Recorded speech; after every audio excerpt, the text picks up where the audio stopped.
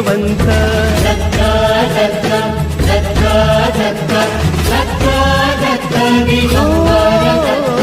अवधूत चिंतन गुरुदेव दत्त गुरु आमचा तू आम्ही भाग्यवंत नसे जन्म मृत्यू नुरे काही खंत न प्रारंभ मध्य नसे काही अंत